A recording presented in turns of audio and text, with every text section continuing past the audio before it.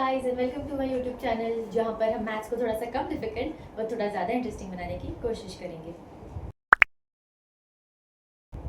Okay, so let's continue with the exercise 1.5। तो इसमें हम बेसिकली क्या करेंगे, एक्सरसाइज स्टार्ट करने से पहले यहाँ पे कुछ लॉज ऑफ एक्सपोनेंट्स है जिसे हम समझ के लेते हैं। तो इसका मैंने एक्चुअली डिटेल्ड वीडियो काफ़ी पहले अपलोड किया हुआ था, आपको मेरे चैनल पे मिल जाएगा। आई थिंक जो अपलोड करने के बाद जो सेकंड वीडियो है ना, आप उसे डिटेल में देख सकते हो, आपको काफ़ी अच्छे से समझ में आ जाएगा। यहाँ पे मैं सिर्फ बताती हूँ कि इसका अल्टीमेटली जो आंसर है वो क्या आएगा, ठीक है। आप वहाँ पे उसे डिटेल में समझ सकते हो। ओके, सो यहाँ पे दिया हुआ है a raise to m into a raise to n जो है, यहाँ पे जो है इसका आंसर जब हम सॉल्व करेंगे तो कुछ इस तरीके से आता है। ये हो जाता है a raise to m plus n, ठीक है। तो ये वाला जो लॉ ऑफ एक्सपोनेंट है उसे हम एक्सपांड करके कुछ इस तरीके से लिख सकते हैं। उसके अलावा a raise to m minus a raise to m divided by a raise to n है, तो इसे हम लिखते हैं a raise to m minus n के फॉर्म में, ठीक है। नेक्स्ट है a raise to m into b raise to m, तो ये हो जाएगा a b raise to m।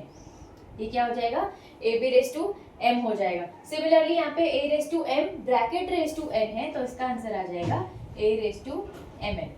यहाँ पे क्या हो जाएगा, a रेस टू mn, ये दोनों आपस में मल्टीप्लाई हो जाएंगे, ठीक है। दूसरा यहाँ पे अभी देखो, यहाँ पे क्या हुआ है, ये रूट a है और उसके यहाँ पे nth पावर उसका हमें निकालने के लिए कहा है, तो nth पावर निकालेंगे। यहाँ पे हम एग्जांपल लेते हैं 64 जो है उसको कंसिडर करते हैं हम यहाँ पे, ठीक है।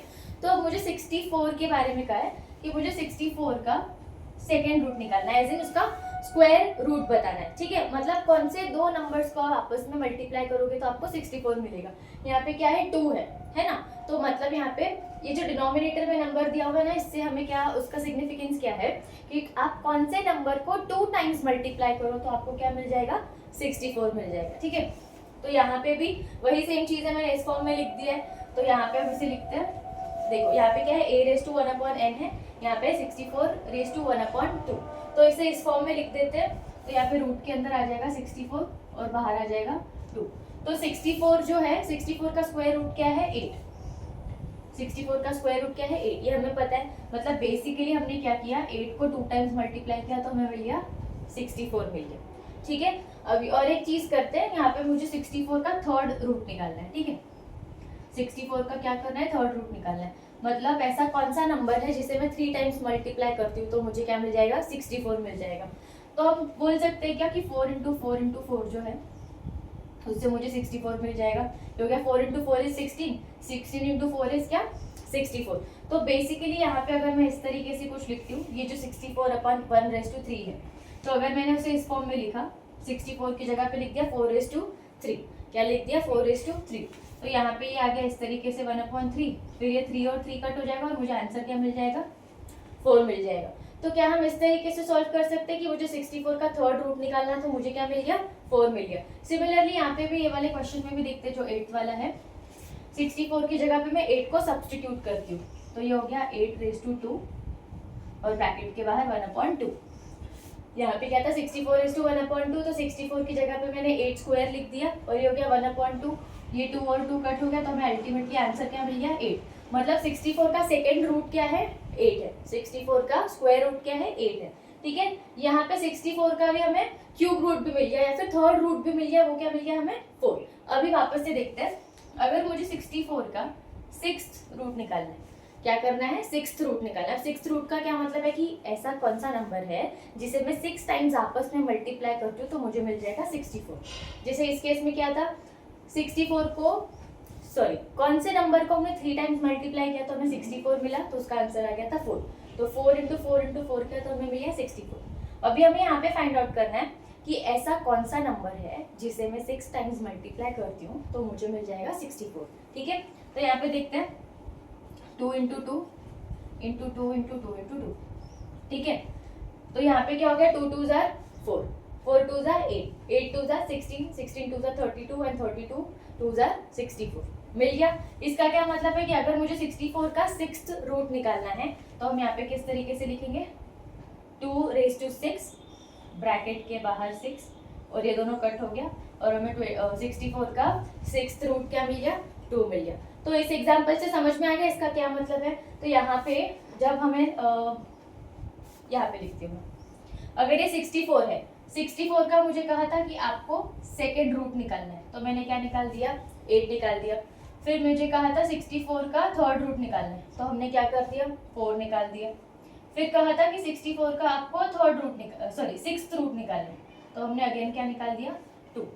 इसका मतलब क्या है, अगर आपको कहा है कि 64 का आपको सेकेंड रूट निकालना है, तो हम पहले इस फॉर्म में लिखते हैं। यहाँ पे हो गया 6√64 और उसका सेकेंड फॉर्म निकालना है, ठीक है। तो इसका मतलब हम इस फॉर्म में लिख लेते हैं पहले, ये वाले फॉर्म में। यहाँ पे आ जाएगा a, यहाँ पे आ जाएगा n, ठीक है। तो अभी a की जगह पे क्या है, 64 है, और n की जगह पे क्या है, 2 है। अभी मैं ये वाले फॉर्म में हमें ऑलरेडी क्वेश्चन गिवन था, अब इस फॉर्म में लिखती हूँ, यहाँ पे लिखती हूँ a⁻1/n। तो a की जगह पे क्या था, 64, और यहाँ पे क्या आ जाएगा, 1/2। तो 64⁻1/2, तो इसका हमें आंसर क्या मिल गया था, 8।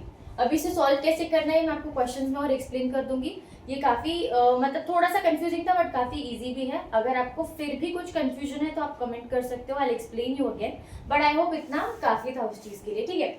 और अगेन यहाँ पे जो है a⁻m/n है, यहाँ पे भी सेम चीज़ हुई है। ये जो n है ये रूट के साइड पे आ गया, और जो m था वो a के ऊपर as in raise to the power of a हो जाएगा, ठीक है। तो ये अभी हम क्वेश्चन स्टार्ट करते हैं, उसके थ्रू आपको इजीली समझ जाएगा, ओके। अब एक्सरसाइज 1.5 का फर्स्ट क्वेश्चन करते हैं। हमें इसमें क्या करना है, इसकी वैल्यूज को फाइंड आउट करना है, ठीक है। तो अभी 64⁻1/2 गिवन है, ठीक है। तो यहाँ पे हम क्या करेंगे, जो 64 है, क्या उसे हम इस फॉर्म में लिख सकते हैं, 8 का स्क्वायर इस फॉर्म में, ठीक है। तो 64 की वैल्यू को मैंने सब्स्टिट्यूट करके लिख दिया 8⁻2, या फिर 8 का स्क्वायर क्या होता है, 64, और ये फिर ब्रैकेट के बाहर आ जाएगा 1/2, ठीक है। तो यहाँ पे इसे लिखते हैं 8⁻2 इंटू 1/2, ठीक है। तो यहाँ पे बेसिकली क्या है, देखो हमने यहाँ पे ये चीज देखी थी कि a⁻m और ब्रैकेट n होता है, तो वो क्या हो जाता है, a⁻m इंटू n। तो यहाँ पे सिमिलरली मैंने भी क्या कर दिया, हम कह सकते हैं कि यहाँ पे m की जगह पे क्या है, 2 है, और n की जगह पे 1/2 है। तो यहाँ पे क्या था, a⁻m ब्रैकेट n था, तो मैंने a⁻m इंटू n कर दिया, ओके। तो यहाँ पे ये क्या हो गया, 2 और 2 कट हो गया, और हमारा इसका आंसर क्या आ गया, 8 आ गया, ठीक है। तो ये वाला जो क्वेश्चन था उसकी वैल्यू हमें फाइंड आउट करनी थी, तो हमें मिल गया 8। सिमिलरली यहाँ पे 32⁻1/5 है, तो हम इसे 32 की जगह पे लिख देंगे 2⁻5 और ⁻1/5, है ना। 2 इंटू 2 जो है, ऐसे ऐसे आप 2 इंटू 2 इंटू 2 इंटू 2 इंटू 2 ऐसे 5 टाइम्स 2 को मल्टीप्लाई करोगे तो आपको क्या मिल जाएगा, 32 मिल जाएगा। तो मैंने यहाँ पे लिख दिया 2⁻5, उसको मल्टीप्लाई कर दिया 1/5 के साथ, तो यहाँ पे भी अगेन 5 गेट्स कैंसल्ड, और हमारा आंसर क्या आ जाएगा, 2 आ जाएगा, ठीक है। नेक्स्ट अभी 125 है, तो यहाँ पे हम ऐसे लिख सकते हैं 5⁻3, और ये हो गया 1/3। 5 5s are 25 and 25 5s are 125। तो 5 का पावर क्या है, यहाँ पे 3 है, इंटू 1/3 हो गया, तो वापस से 3 and 3 गेट्स कैंसल्ड, और इसका आंसर क्या आ जाएगा, 5 आ जाएगा, ओके ओके। अभी नेक्स्ट क्वेश्चन में भी सिमिलरली आपको वैल्यूज ही फाइंड आउट करना है, थोड़ी स्लाइटली डिफरेंट क्वेश्चंस है।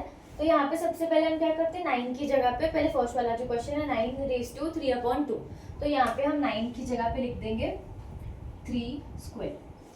3 का स्क्वायर क्या होता है, 9 होता है, तो हम इस वैल्यू को सब्स्टिट्यूट कर देंगे।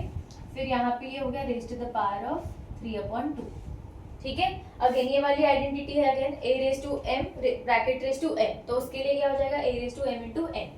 तो यहाँ पे भी सिमिलरली ये हो गया 3⁻2 इंटू 3/2, इस फॉर्म में लिख देंगे। 2 और 2 क्या हो गया, कैंसिल हो गया, और बच गया 3⁻3। तो 3⁻3 क्या हो जाता है, 3 into 3 is 9 and 9 into 3 is 27। तो इसका आंसर क्या आ जाएगा, 27, ठीक है। इजी है क्वेश्चंस। अब नेक्स्ट देखते हैं 32⁻2/5, ठीक है। तो अगेन 32 की जगह पे यहाँ पे क्या लिखेंगे, 2⁻5 लिखेंगे, है ना।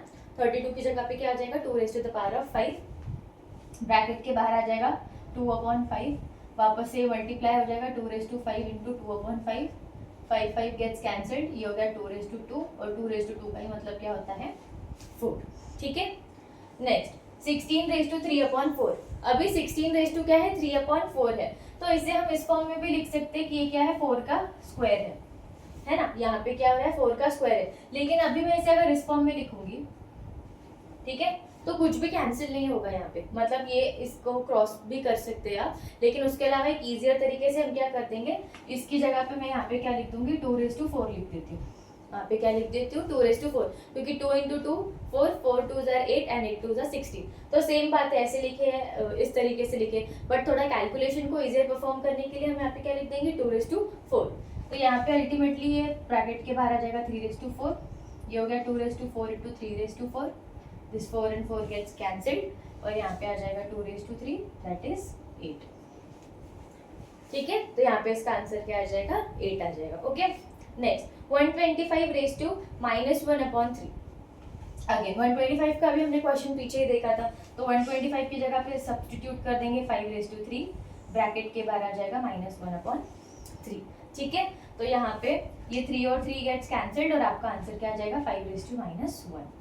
तो ये 5⁻⁻1 होगा, या फिर इसे आप इस फॉर्म में भी लिख सकते हो, दैट इज 1/5। तो 5⁻⁻1 या 1/5, इसमें से आप कोई भी एक आंसर लिख सकते हो। ओके, तो अभी थर्ड क्वेश्चन है, उसमें हमें सिंप्लीफाई करना है और उसकी वैल्यूज को क्या करना है फाइंड आउट करना है। तो यहाँ पे हम जो है ये वाली जो लॉज ऑफ एक्सपोनेंट्स है उसे यूज करेंगे। तो सबसे पहला क्वेश्चन देखो गिवन है 2⁵ 2/3 × 2⁵ 1/5। तो वहाँ पे कौन सी आइडेंटिटी यूज होगी a⁻m × a⁻n, क्योंकि इसके बेसिस क्या है, दोनों के सेम है। यहाँ पे भी बेसिस क्या थे, सेम, और मल्टीप्लिकेशन के फॉर्म में है ना। तो यहाँ पे क्या होगा, बेसिस इन दोनों के सेम है और जो उनका पार है वो क्या है, डिफरेंट है। तो यहाँ पे हम यूज करेंगे ये वाला आइडेंटिटी। तो यहाँ पे क्या हो जाएगा a⁻m + n हो जाएगा। तो a का मतलब क्या है यहाँ पे 2, और ये 2/3 + 1/5 कर देंगे। ठीक है, यहाँ पे a की जगह पे क्या है 2 है, m की जगह पे है 2/3 और n की जगह पे क्या है 1/5। तो उसे हमने इस फॉर्म में लिख दिया a⁻m + n। ठीक है, अभी हम इसे सॉल्व करते हैं। तो ये देखो, ये 2 एज इट इज नीचे, अभी यहाँ पे क्रॉस मल्टीप्लिकेशन करेंगे, तो ये हो गया 2 × 5 10, ये हो गया 3 × 1, ये +3, और अपॉन क्या हो जाएगा, सॉरी हाँ, ये 3 × 5 क्या हो जाएगा 15। तो इसका आंसर क्या आ जाएगा 2⁻13/15। ठीक है, क्वेश्चन क्या है 1/3⁵ और ब्रैकेट को मल्टीप्लाई किया है 7 के साथ। ठीक है, तो अभी ब्रैकेट ⁻7 है, तो 7 क्या हो जाएगा, एक बार ही 1 के पास आ जाएगा, ये हो गया 1/7, और ये 3⁵ एज इट इज लिख के, और एक बार 7 क्या हो जाएगा, इसके भी पास चला जाएगा। तो 1/7 का मतलब क्या हो गया 1। 1 को कितनी भी टाइम्स मल्टीप्लाई करो तो 1 ही आंसर रहता है, राइट। अभी ये यहाँ पे क्या है, ये वाले फॉर्मूला के अकॉर्डिंग, ये लॉ ऑफ एक्सपोनेंट के अकॉर्डिंग क्या होगा, a⁻m ब्रैकेट ⁻n, तो a⁻m × n हो जाएगा, मतलब ये दोनों आपस में मल्टीप्लाई हो जाएंगे। तो इसका आंसर क्या आ जाएगा 3⁻21। ये क्या हो जाएगा 3⁻21। अभी आप 3⁻21 भी लिख सकते हो, या फिर अगर मुझे डिनोमिनेटर को ऊपर लेकर आना है तो यहाँ पे पॉजिटिव की जगह पे क्या हो जाएगी, नेगेटिव की साइन लग जाएगी, और आपका आंसर आ जाएगा 3⁻21। ये भी आंसर करेक्ट है और ये वाला भी आंसर करेक्ट है। ठीक है, अब नेक्स्ट है 11⁻1/2 अपॉन 11⁻1/4। डिवीजन में है, मतलब ये वाला आइडेंटिटी जो है, एज इन ये लॉ ऑफ एक्सपोनेंट जो है वो यूज होगा। तो a⁻m अपॉन a⁻n, तो वहाँ पे हम क्या करते हैं a⁻m - n करते हैं। ठीक है, तो यहाँ पे बेसिकली क्या है, a की जगह पे 11 है, m की जगह पे 1/2 है, और n की जगह पे 1/4 है। तो अभी यहाँ पे हम वैल्यूज को क्या करेंगे, सब्स्टिट्यूट करेंगे। तो ये हो गया 11⁻m - n। ठीक है, तो 11⁻m - n। ठीक है, ये यहाँ से हम सॉल्व करते हैं, तो वापस से क्रॉस मल्टीप्लिकेशन हो जाएगा। यहाँ पे भी ये 4 1 = 4 माइनस 2 1 = 2, यहाँ पे हो गया 2, और ये दोनों क्या हो गया 2 × 4 क्या होता है 8। तो इसका आंसर आ जाएगा 11⁻2/8। ठीक है, 11⁻2/8 हो गया। इसे हम और रिड्यूस कर देंगे तो हमारा आंसर क्या आ जाएगा 11⁻1/4। तो हमारा आंसर क्या आ जाएगा 11⁻1/4। ठीक है, नेक्स्ट क्वेश्चन, यहाँ पे कौन सा आइडेंटिटी यूज हुआ है, ये वाला। यहाँ पे हम बोल सकते हैं कि a = 7, ठीक है, और b = 8 और m = 1/2। तो यहाँ पे बेसिकली क्या है, इसके जो बेसिस है वो डिफरेंट है, लेकिन इसकी जो पावर है वो क्या है, सेम है। इस केस में भी क्या थी, इन दोनों की पावर जो है वो सेम है, लेकिन बेसिस डिफरेंट है। तो यहाँ पे हम लोग क्या करेंगे, ये वाला, इसमें वैल्यूज को पुट अप कर देंगे। तो ये हो गया a × b⁻m, तो यहाँ पे आ जाएगा 7 × 8 1/2। तो आपका आंसर आ जाएगा 56 रेज़ टू 1/2। ठीक है, तो हमने तीनों क्वेश्चन सॉल्व कर दिए, एक्सरसाइज कंप्लीट हो चुकी है, काफ़ी इजी क्वेश्चंस है। और जो मैंने आपको स्टार्टिंग में कहा था कि इसका आपको डिटेल्ड एक्सप्लेनेशन चाहिए, तो आप प्रीवियस वीडियोस को रेकमेंड कर सकते हो, वहाँ से आप कंसिडर करके आप उससे क्लियर कर सकते हो सारा डाउट। फिर भी कोई कंफ्यूजन है तो please let me know in the comment and I will explain everything to you again. बाकी हम नेक्स्ट वीडियो में मिलते हैं। Bye, thank you.